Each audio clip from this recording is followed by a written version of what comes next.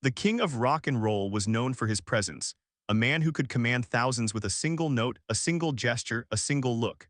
But on this night, in front of a crowd that had come to see him shine, something happened that no one could have predicted. Elvis Presley froze. The music stopped mid-song like the air had been sucked out of the arena. The band hesitated, unsure whether to continue, their instruments hanging in the air like unanswered questions. The audience, tens of thousands of adoring fans, sat in stunned silence.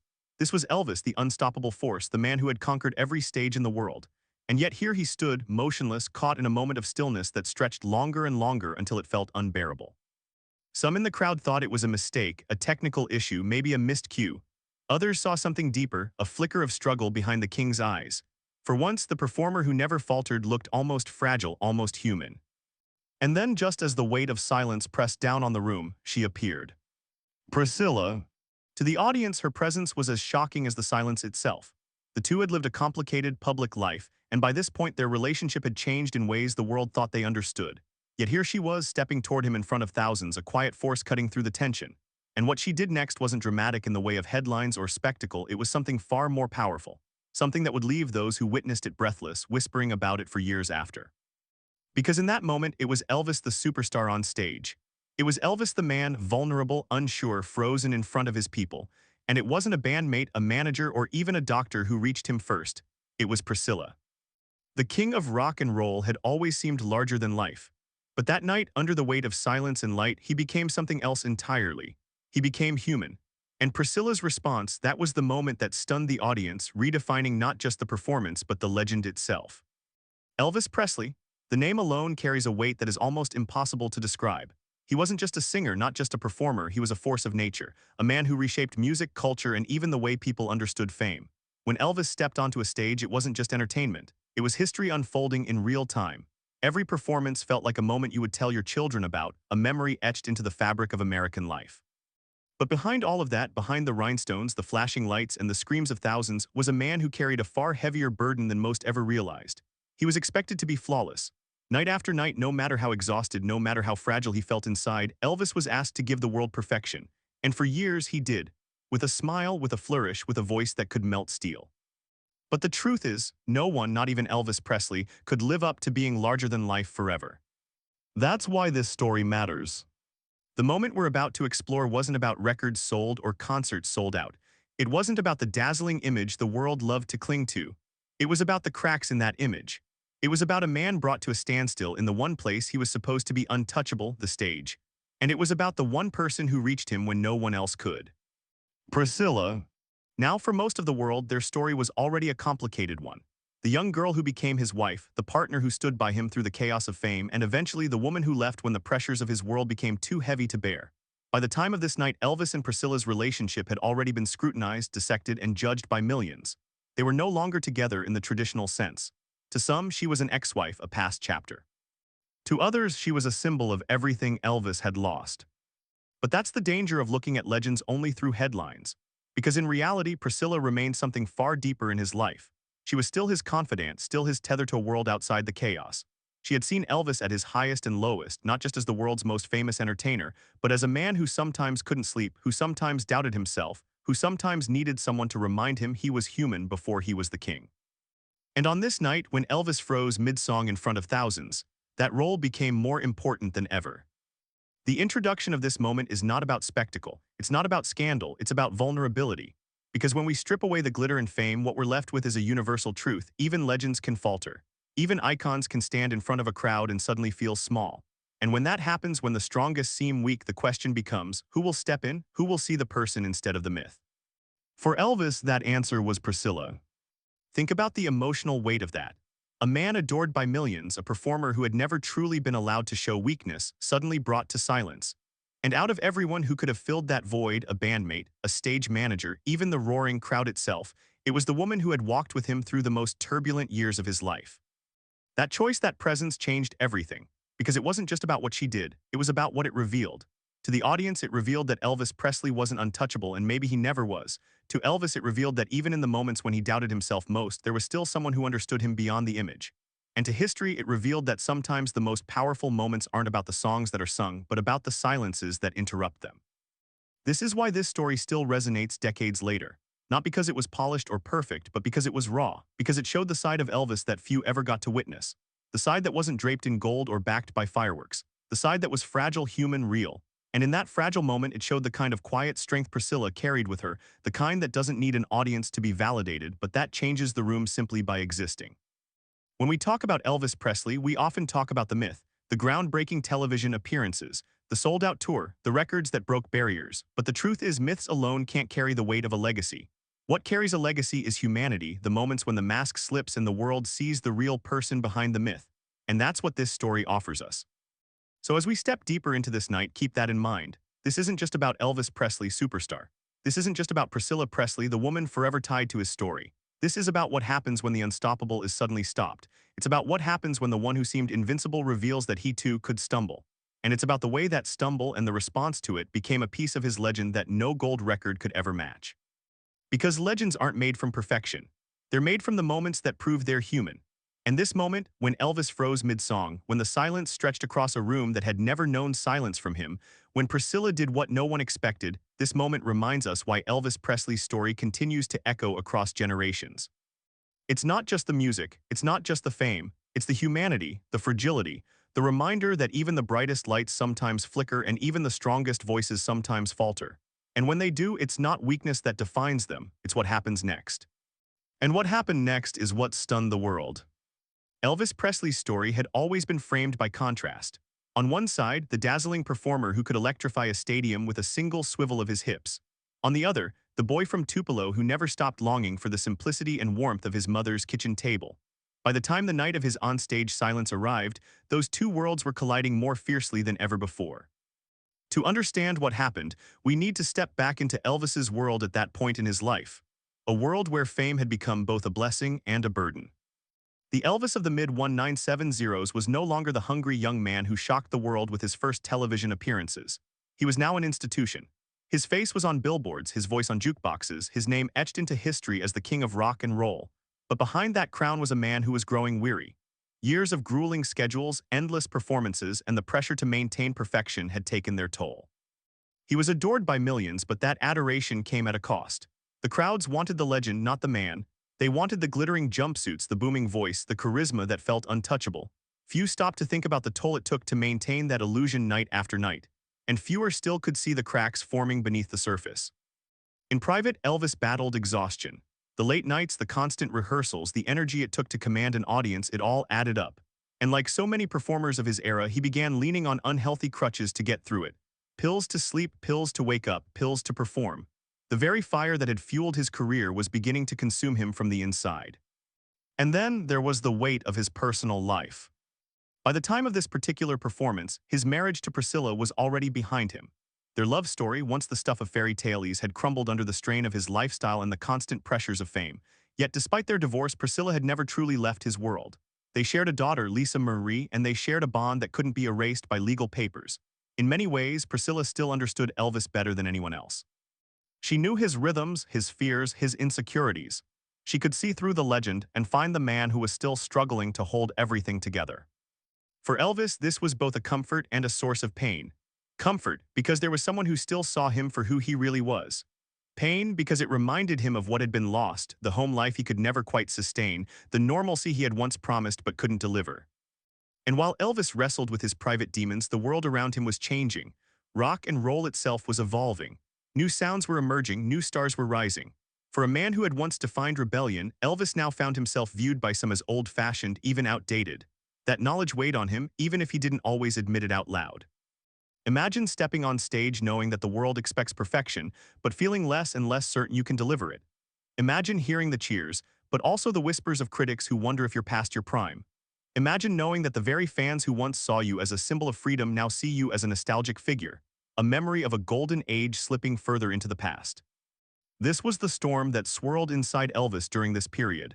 On the outside, he was still dazzling audiences. But inside, he was carrying the crushing weight of expectation, regret, and fatigue. And that brings us to the night itself.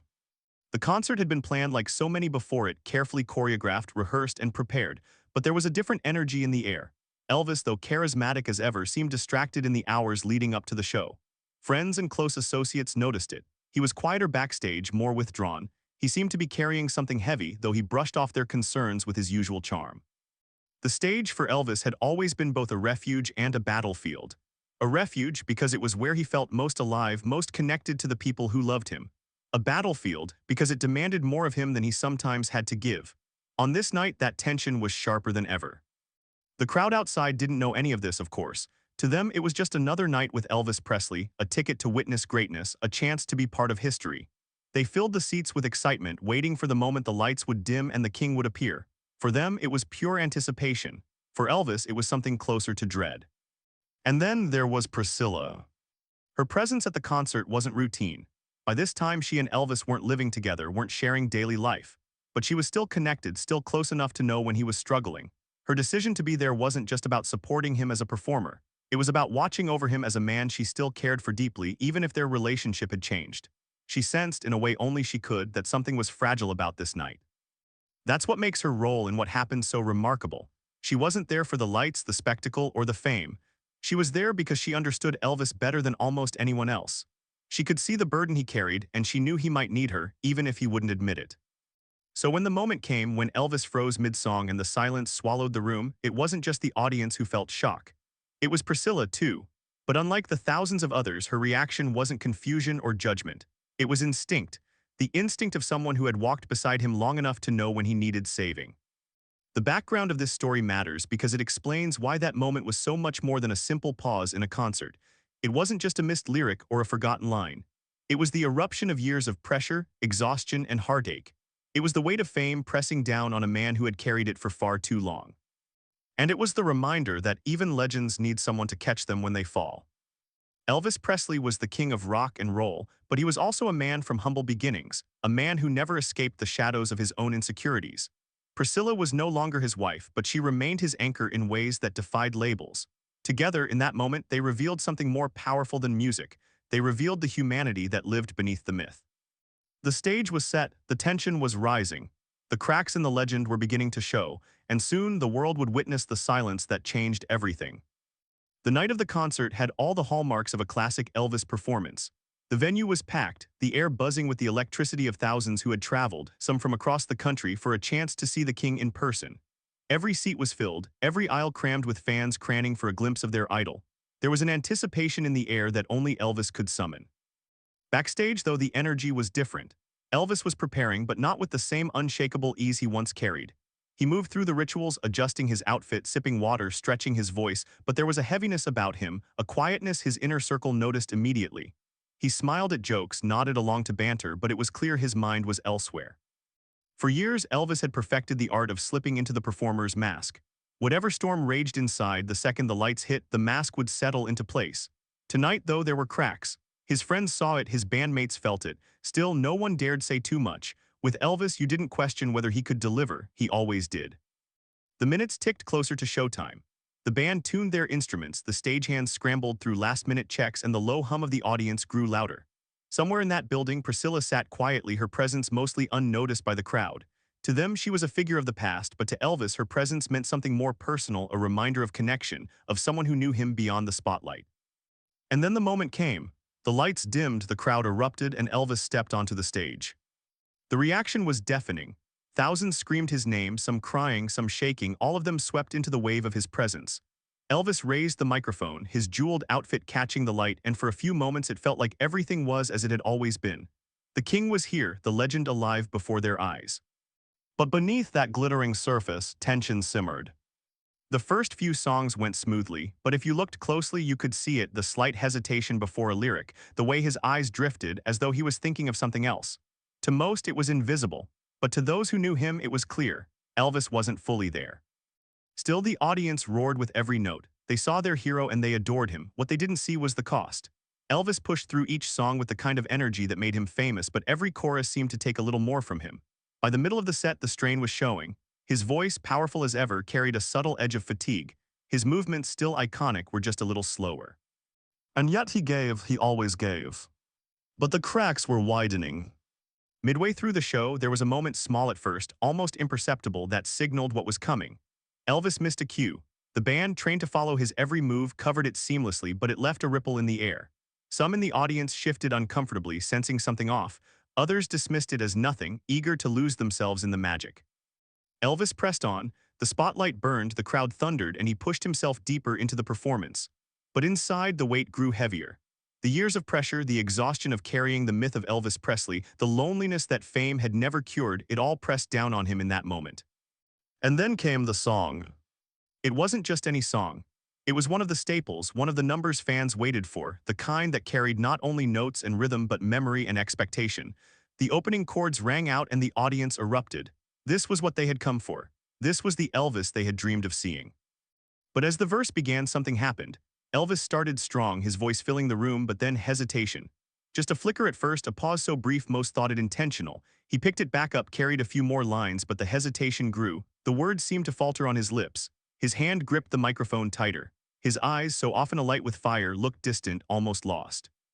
The band looked at each other, waiting for his cue, trying to read his signals. The crowd, still cheering, hadn't fully realized what was happening, but those closest to the stage began to notice. Elvis was struggling. And then, in the middle of a line, he stopped. Silence. The band froze, their instruments hanging in the air. The lights still blazed, the crowd still shouted, but Elvis stood motionless as though time itself had paused. The seconds stretched longer than they should have. Confusion rippled through the audience. Some thought it was part of the act, others whispered to each other, uncertain. The king of rock and roll had faltered. No one knew what to do, the band couldn't play without him. The stagehands watched helplessly from the wings. The audience waited, their cheers fatting into a murmur of tension. And in the middle of it all, Elvis stood alone. This was the moment that decades of pressure had led to, the breaking point between myth and man. The performer who had seemed invincible was showing his fragility in the most public way possible.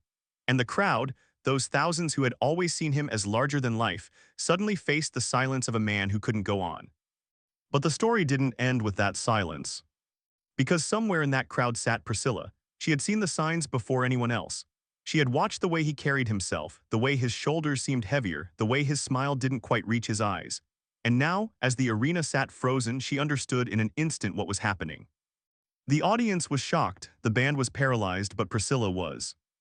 And what she did next would change not only the course of that night, but the way this moment would be remembered forever. The silence was heavy, unbearable, and yet in that silence, history was being written.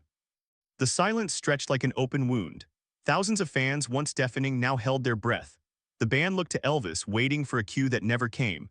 For the first time in memory, the king of rock and roll seemed powerless, not because of the crowd, not because of the song, but because something deeper had gripped him. Elvis stood there, motionless, microphone trembling slightly in his hand. His eyes, usually full of fire, seemed far away, almost pleading for escape. In that moment, he wasn't the icon, the superstar, the untouchable performer. He was just a man, tired, overwhelmed, fragile. Then it happened. Priscilla rose from her seat. The audience gasped as she appeared, gliding toward the stage. By this time, everyone knew their story, the marriage, the divorce, the tabloid headlines. To see her now stepping into the spotlight was a shock no one expected. And yet, in that silence, it felt inevitable. Elvis saw her before anyone else did. His eyes flickered with recognition, and for the first time that night, something softened in his face. He didn't move toward her, but he didn't need to. She walked with calm certainty, her presence alone commanding attention. When she reached him, the air changed. The crowd, once confused and restless, fell completely silent. All eyes locked on the two of them, former lovers, bound by history, standing together in the harsh glare of stage lights. Priscilla leaned in, close enough that only he could hear. No one knows exactly what she whispered, but witnesses say his shoulders eased, the tightness in his grip loosened. Whatever her words were, they carried weight no one else could have given him. She wasn't speaking to Elvis Presley, the legend. She was speaking to Elvis, the man. And slowly, the impossible happened. He lifted the microphone again. His voice, shaky at first, began to rise. The band, sensing the return, joined him gently, almost cautiously. And then the arena, still stunned, erupted in cheers. The king had found his voice again. But it wasn't just the music that mattered. It was the image etched into everyone's memory. Elvis Presley, vulnerable, supported not by his fame, not by his fans, but by the quiet strength of the woman who once loved him. Priscilla's gesture was not theatrical. It wasn't for show, it was human. And that humanity is what made it unforgettable. The audience came to witness perfection, but what they received was something far rarer, a glimpse of fragility, a reminder that even legends sometimes need to be saved. That night, the performance wasn't remembered for the songs or the setlist or the dazzling stage. It was remembered for the silence, the pause, and the shocking, tender act that broke it. Elvis froze, Priscilla moved, and in that moment together they created a story no one would ever forget. When the music finally returned, the crowd roared with relief, but beneath the applause lingered something deeper. They hadn't just witnessed another Elvis concert. They had seen a moment of truth, a crack in the armor of a man they believed invincible. For days after, fans told the story in hushed tones. Some described it as shocking, others as strangely beautiful. The sight of Priscilla walking toward Elvis, steady, calm, unshaken, became the night's defining memory. People argued about what she had whispered, about what had passed between them in those few seconds. But the details hardly mattered. What mattered was the feeling that even the king of rock and roll needed someone to ground him, to bring him back when the weight of the spotlight grew too heavy. For Elvis himself, the aftermath was complicated. Publicly, he carried on as if nothing unusual had happened. The show went on, the set list was finished, the fans left with autographs and merchandise, but privately the silence haunted him. He had always prided himself on control, on giving every ounce of himself to his audience. To freeze mid-song felt like betrayal to the fans, to his band, to the image he worked so hard to protect. And yet there was something undeniable about the way Priscilla had steadied him. In that moment, she had cut through years of distance, through the headlines and gossip, through the boundaries that life had built between them. It was as though for a brief instant they were back in the beginning, when she was the one person he could trust completely. That realization both comforted and unsettled him. For the fans who were there, the story grew into legend. Some described it as the night Elvis showed his humanity. Others called it proof of the bond he and Priscilla still shared, even after love had changed its form. Newspapers touched on the incident, though often with the usual sensationalism, painting it as weakness or scandal. But those who had been in the room knew better. They hadn't seen weakness. They had seen something rare: honesty. And so the night lived on, retold across the years. Among musicians, it became a whispered reminder that even the greatest can stumble. Among fans, it became proof that Elvis's legacy wasn't built on perfection alone, but on the cracks that revealed the man inside the myth. In the end, the aftermath wasn't about embarrassment or scandal. It was about revelation. Elvis Presley, the legend, had faltered, but Elvis the man had been lifted not by fame, not by applause, but by the quiet strength of someone who still saw him as human. And that is why the silence of that night has never been forgotten. Legends are often remembered for their triumphs, the flawless performances, the records broken, the crowds conquered. But sometimes a legacy is defined just as much by the cracks, by the moments when perfection gave way to vulnerability. For Elvis Presley, the night he froze mid-song and the way Priscilla stepped forward became one of those defining stories. It is easy to think of Elvis only in glittering images, the swiveling hips of his youth, the Hollywood movies, the rhinestone jumpsuits under blinding stage lights. But those who were there on that night carried with them a different memory: the silence. They spoke of it years later with the same awe they might use to describe a soaring note or a sold-out show. Because that silence revealed something no record ever could: the humanity behind the myth. And that is the paradox of Elvis Presley's legacy. He was larger than life, yet the moments that endure are often the ones when he seemed most human. The world had seen him as untouchable, but in that pause, that falter, he became one of us. And in Priscilla's response, calm, steady, compassionate fans saw not only the bond they once shared, but the reminder that even the king needed someone who knew him beyond the crown. Decades later, people still talk about it. Some remember it as the night Elvis showed his fragility. Others as the night Priscilla reminded the world who he truly was. But however it is framed, the story has survived because it touches something universal. It tells us that greatness is not destroyed by vulnerability, it is deepened by it. That even legends can falter, and that love in any form has the power to steady us when we do. In many ways, this moment captured the essence of Elvis's legacy more than any encore or chart-topping single. He was not perfect, he was not invincible, but he was real. And it was that reality, the boy from Tupelo who never stopped yearning, the man who bore the weight of a legend too heavy for one life to carry, that made him unforgettable. When fans look back now, they don't just remember the music.